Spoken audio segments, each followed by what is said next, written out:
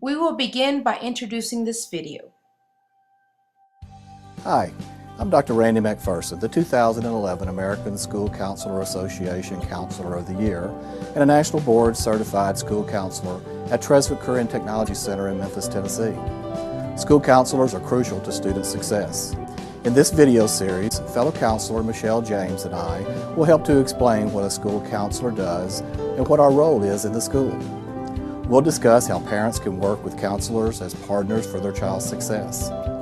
We'll tackle the important topic of bullying and provide you with some tips on how your children can be safe in the cyber world. We'll look at how school counselors deal with crises. And finally, I'll talk about how counselors help students prepare for life after high school, in college, their future careers, and beyond. Before we begin our series, let me tell you a little bit about the American School Counselor Association and about my philosophy as well. ASCA is a nonprofit professional organization that promotes student success by expanding the image and influence of professional school counseling through leadership, advocacy, collaboration, and systemic change. Based in Alexandria, Virginia, just a few miles from our nation's capital, ASCA provides more than 28,000 members with the tools they need to guide students toward academic achievement, personal and social development, and career planning. My experience includes teaching graduate classes in education and serving as a counselor in both college and high school environments. So let's begin.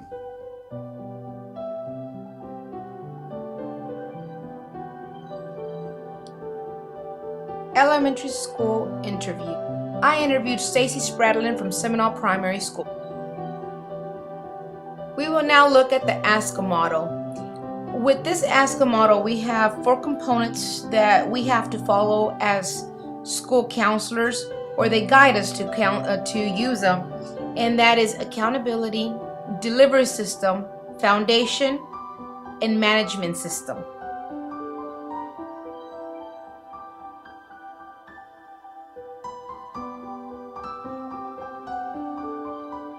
Next, we're going to look at the Texas Guidance Program. This program was created to help counselors establish, implement, and manage programs to help benefit all students.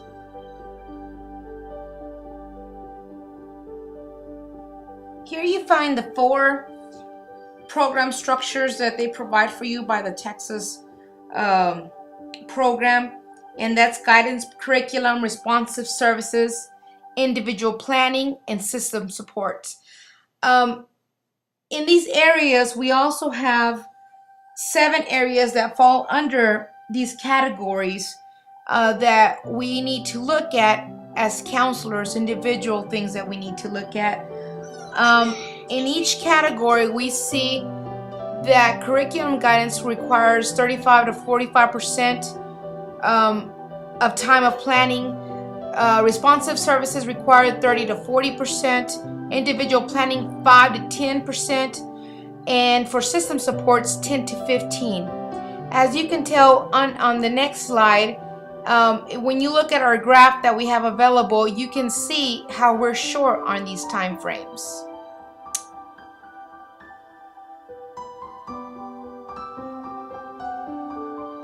This is where the research got a little interesting for me. We looked at the counselor's responsibilities based on the national and state standards and what our counselor's actually doing. And I think she underestimates how much she's done. Even though she didn't know the specific name for the ASCA, she is performing it. In this chart, we see how we have the inappropriate non-counseling activities and the appropriate counseling activities. In our school district, that's all included. Both things are required from our counselors to be performed on a daily basis. And I think that's why we find them a little bit overwhelmed in our school district. I can honestly say at Seminole ISD, our counselors are blessed. We have awesome administrators who take them out once a month just to go have dinner and talk and just kind of relieve their stress. We've honestly been blessed. Anything we need, they help our counselors out. They're always there available. We unite together as an SISD counselor group at least once a month, and that's a privilege to have. Hello, my name is Joanna Rodriguez. I am going to be discussing the junior high school counselors that I interviewed. I had an opportunity to interview 3 different types of junior high school counselors, all from Bowie Junior High. The first is Miss G. Watkins. She's an academic counselor. Miss E. Caballero, she's a special programs counselor. And Mr. D. Dorothy, a SAS counselor. SAS stands for Student Assistance Services. This junior high has 7th through 9th graders. The way the junior high school counselors implement the Texas Developmental Guidance Plan and the ASCA guidelines is by going through a referral process in which children need to go to an agency for counseling.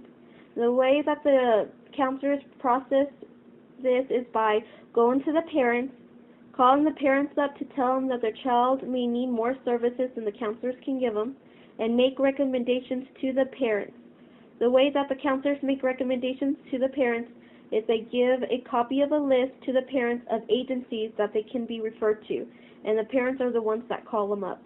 The reason why the parents are the ones that call them up is because so that counselors don't play favorites, are fair, and let parents speak and have the option for who they want their child to go and see.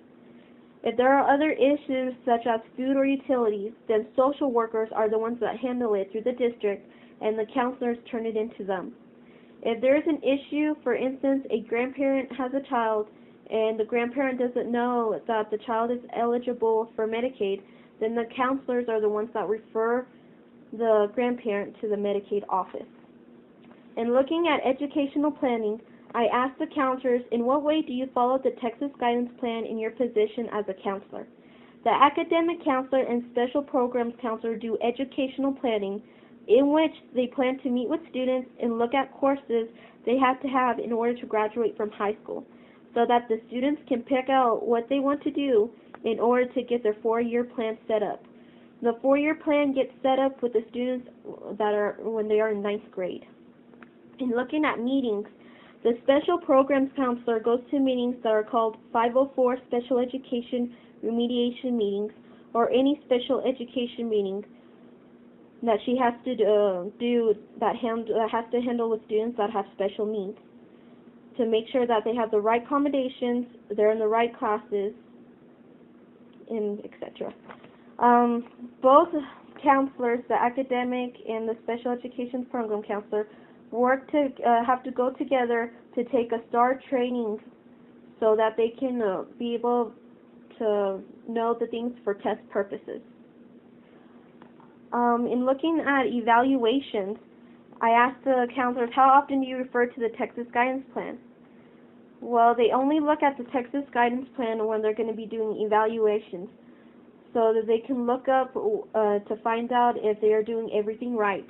They also do semester goals to see where they fall with the students. Overall, they look at the Texas Guidance Plan about once a year. In looking at support services, I asked the counselors, how is your time among guidance, individual, group, or support services per the Texas Guidance Plan? The support services, but that both the academic and special programs counselor provides, is that they meet with the students on schedules and schedule changes, and to see if to meet the needs and accommodations of the students. They meet with the parents also, respond to the teachers, and meet their needs and accommodations for each student as well. Anything that has to do with the supporting the child's needs, the counselors are required to do. In looking at the role of a counselor, I asked the counselors, how do you view your role as a school counselor? The academic and special programs counselor view the role in a more academic level with assisting students with educational planning and academic services. The SAS counselor views his role and duties as guidance counselor that meets with students with crisis. The SAS counselor works with kids that are at high risk, not passing or not graduating, have crisis interventions, emotionally disturbed, homeless, or truancy students. When I asked all the counselors, who defines your role as a counselor in your school, the SAS counselor said that the students define his role because the administrators leave it up to him to do his duties. With the academic counselor and special education counselor, they have principals, teachers, and administrators to tell them what to do. When I asked, how do you view your role as a school counselor, and how does the principal and administrators view it as well? All of the counselors said that they view their own role very important in their school, and the principals and administrators view their role as highly important because they are glad that they are there to provide the services and academic planning that is needed for their students. When I asked, for whom do you get supervision when you need it? All the counselors said that they get the supervision from each other. They collaborate with all of the counselors together, and they talk to each other on issues that need to be done or the concerns that need to be addressed. When asked, when do you get together formally or informally with other counselors, and what counselors do they network with? All the counselors basically said they formally meet together daily. They also said that they network with other counselors that are either from private practices or from MHMR. In this section, I will be putting the specific job duties of the SAS counselor because he has no challenges on the guidance. It has no challenges, but the guidance and special programs counselors do have specific job duties that are a little bit challenging. So going on to what the SAS counselor said, I asked him, how much time would you say that you spend in actual individual or group counseling weekly? The SAS counselor works about 40 hours a week, and he said that he did about 25 hours of counseling at that time. When I asked what kind of groups does he lead, the SAS counselor said that he hardly leads any group counseling because it is hard for him to take students out of classes. For instance, he can't take out one person from PE, another student coming out of math or science, because either way they fall behind on their work or they won't be able to catch up or know what is happening in the class. But when he does do group counseling, he usually does it with kids that are from the alternative center. The kids have some type of drug or alcohol related issue in school that they send them to the alternative center. Then when the students come back, for instance 7 individuals, that means that he'll probably have 7 that go into the group for group counseling. The other groups that he probably does is like about 2 or 3 girls that are like best friends and they want to see him for peer mediation. Those type of groups he usually has a lot of. And so happens that the academic counselor and special programs counselor has those type of girls as well. In looking at counselor to student ratio, I asked the counselors, what is the counselor to student ratio at your school? The academic counselor said that there are 4 counselors to 1,200 students. There is about 300 students for each counselor. The special education counselor only has special education students, but in the springtime, they all come together and do all the stuff for the students that has to be done, such as testing and educational planning. It makes it easier for everyone to do it together than separately. If you go to the other schools, from other junior highs or high schools, they say that everybody will have a completely different way of how they handle their meetings or handle their students. With the counselors at the school, when it comes to testing, the academic counselor set up classes and the special education counselor gives the information to other counselors, such as the academic counselor, to see if she is getting the right information and accommodation to place her students with special needs in the right classes. The academic counselor works together on a lot of stuff with all the other counselors in general. When one of the counselors are sick or missing a day of school, then those counselors step in together to take over the duties of the counselor that is not there. Again, all of this happens and it just depends between the school. because if you get along in your school, then everybody helps each other out. But if you really don't get along in your school, then it's a completely different story.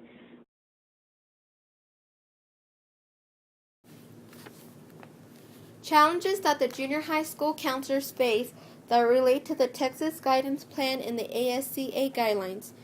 Job duties.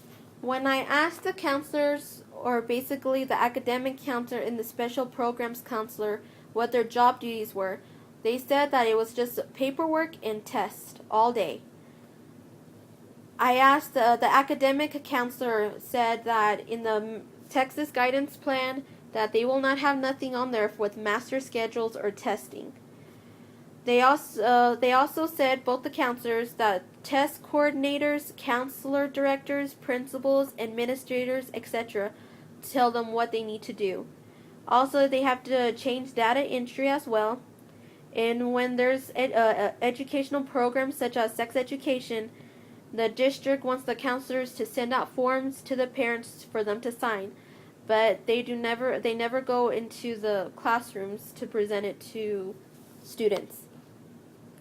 The SAS counselor is the one that just steps in and handles situations with children, and the academic and special education counselor just refers them to the SAS counselor because they do not have any time during their work time to counsel children.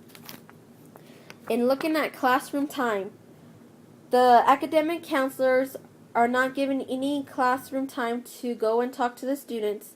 The reason is because the teachers will not let the counselors go in to talk to their students unless the district wants them to. The reason is because teachers have lesson plans that are scheduled every day. And the lessons are interrupted, then it is really hard for the teacher to go back, or maybe not even go back to the lesson, for them to go ahead and do it for the students, because then the student misses out on what needs to be learned. So that is why counselors are unable to do presentations or group counseling. Testing. Testing is the main focus in the schools nowadays, and that is why teachers will not let counselors go into the classrooms as well, because teachers have too much responsibility in making sure that their students pass their STAR testing and that no time is wasted in teaching the student what needs to be taught. Parent and student involvement. When I asked the counselors what is the biggest challenge you face in counseling at your school, the academic counselor and special programs counselor said that the biggest challenge is not being able to counsel, and that they have to always refer the students to the SAS counselor. But with the SAS counselor, he added that getting the parents and students involved is very hard of a challenge, and the parents being involved with the students also. Knowing the Texas Developmental Guidance Plan and the ASCA guidelines. When I asked the counselors the question of how do they follow the ASC guidelines in their position, and how is the ASC guidelines influenced in their school counseling, the first thing that all the counselors told me is, what is the ASC guidelines? Because they never heard of it. The counselors just said that the guidelines that they follow are the TEA guidelines set for them. But it seems that they do implement so much of the ASCA guidelines into the profession. That was why I noticed that when I was observing them in their interviews, and most of the questions asked did have to do with the Texas Guidance Plan and the ASC guidelines. When I asked the SAS counselor the question about the Texas Guidance Plan in his position, he said that he really never uses it because his role of a counselor is completely different than a regular school counselor's description, and that he doesn't relate to the Texas Guidance Plan because all his job is to help mental health crisis counseling for the schools, such as suicide, crisis, helping children handle situations. He goes to different schools when something has happened, so he could meet with students, families, and parents, and even go to their houses when there is services that are needed.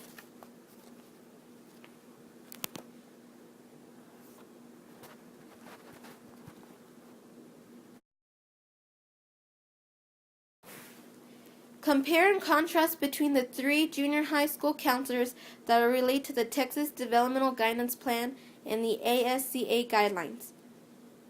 What would they do differently?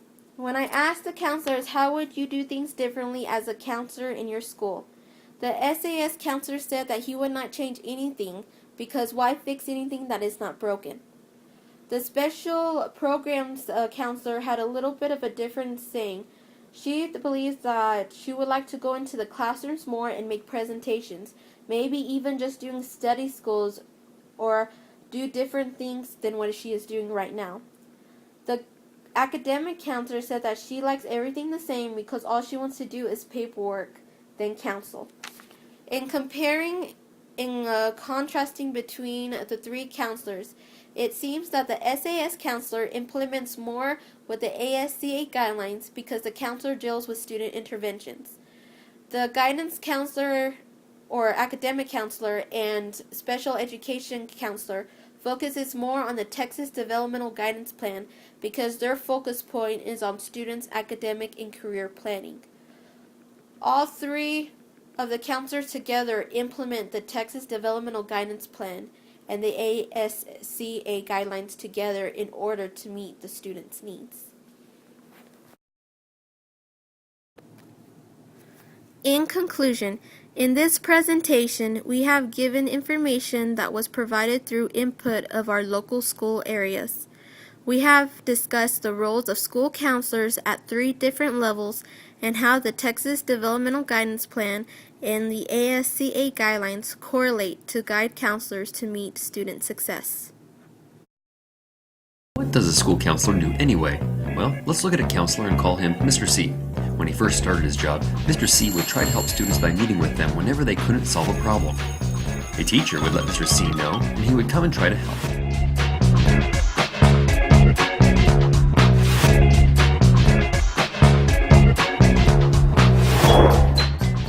This worked pretty well, but soon Mr. C started noticing something. Even though lots of students had the same problem, some students didn't need help. Some students needed just a little help, and others needed lots of help. But since Mr. C wasn't sure who would need what help or how much help, this meant a lot of waiting and then running around. Mr. C started getting frustrated. It felt like he was helping some kids, but not all of them, and he wasn't really using his time or energy very effectively. But what should he do? Then a new idea. A new way to be a school counselor, not changing who he was or how he helped students, but changing how he would deliver that help. First, instead of waiting to see who would need help, Mr. C made sure to meet with all students so that all knew what to do. This worked great, helping most of the students over their problems. Some students didn't even need the help, but were ready just in case. There were still a few students who needed more help with their problem, but because so many students were handling the problem on their own, Mr. C now had more time to help.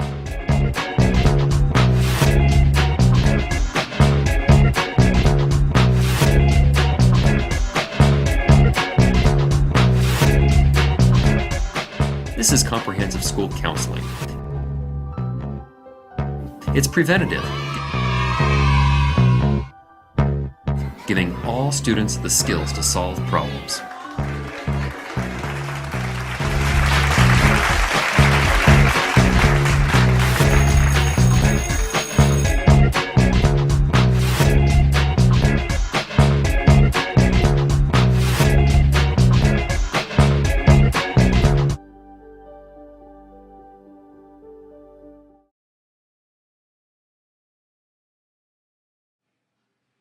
Hello, I am Betsy Ferris reporting live to you from my very own dining room, talking to you today about an interview with a secondary school counselor. That counselor is named Marina Benavides, and she counsels here in Midland at Lee Freshman High School. She is a first-year academic counselor. Before this, she was in migrant counseling for the district, and so some of her experiences are new and probably very similar to what we are going to experience. So the first question was, who defines your role as a counselor? She said that there are so many influences on your role. Obviously state, because all of our laws and mandates come from what the state and federal laws are. The district, because they always have initiatives for you to follow and kind of things that they want done on your campus. The campus administrators themselves are a huge influence because they are the ones that often have demands of you. You know what you need to be doing and what part you're playing in various parts of the job. And then the students actually influence the role a lot too, because based on whatever the student needs, the counselor kind of has to adapt. And she said a lot of times, for example, this year there were 14 suicides in Midland, and so a lot of their activity this year was dictated by the needs of the students, and they were different than any year before. So the student actually influences the role of a counselor too. The next question was, how do you view your role as a school counselor?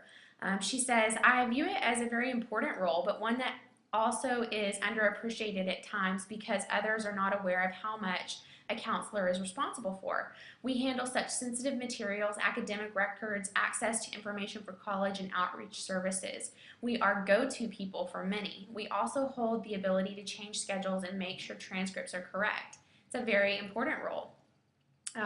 When talking to her about how the principal and administration view her role, she said, I'm not sure really. I know that they feel we're important and often express gratitude for our work.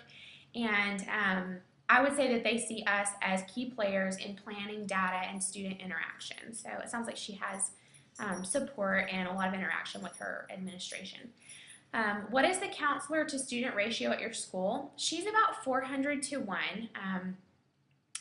She actually splits the other course load with me. I'm the other counselor for the Alpha there, so I know this counselor fairly well.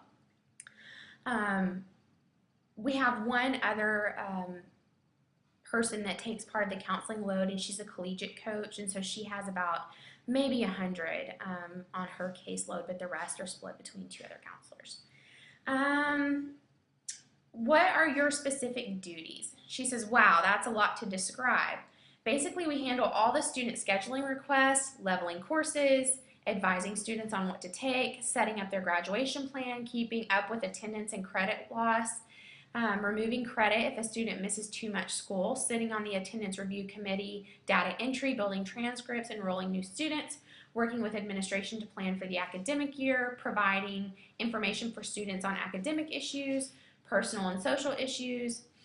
She said a new duty is to head up a parenting class to help parents at our school. In addition, next year we will be on an intervention team for underperforming behavior problem kids to help hopefully change their course of action and monitor their behavior. We also counsel students that are having trouble and refer them to outside sources if necessary.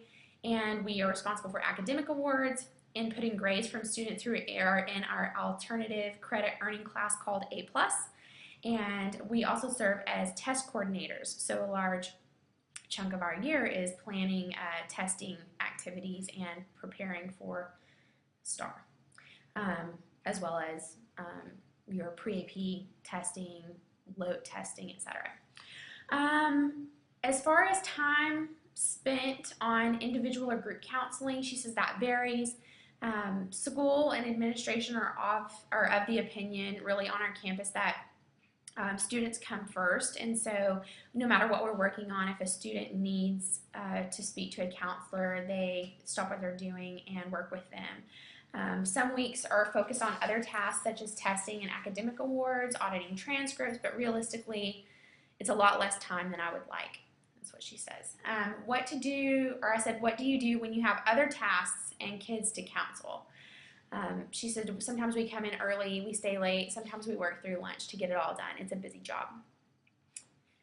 Groups that she leads, basically the parenting class. Her counseling perspective, she said it would be hard to just pinpoint one theory. She said, I approach every kid as an individual and take into consideration their environment, home life, education, social circles, and personal traits. I don't know that I can say I'm aligned completely with one theory. When I'm counseling, I recall information from so many approaches to gain the best overview of how to help the student.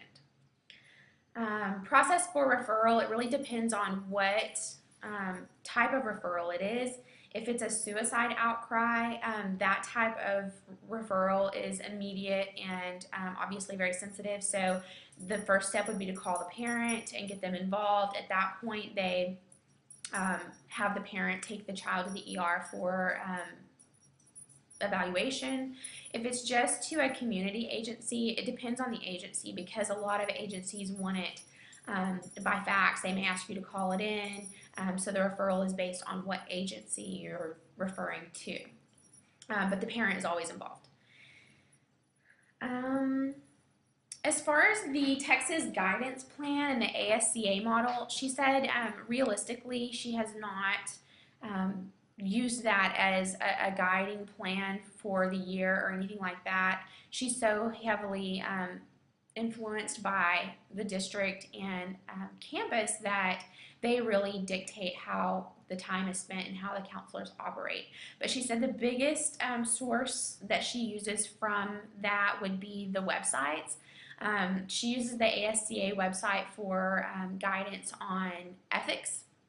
A lot of resources on different types of counseling and issues that you kind of come across. She's also a member of the Texas School Counselor Association. She has a membership with them, and she gets a lot of resources from them in addition to training.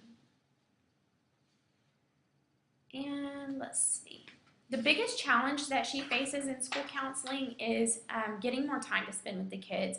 A lot of times she says that unless they walk through her door or a teacher refers them directly to her, she might not know that they're in need, because those students that come in usually take up the most of her time.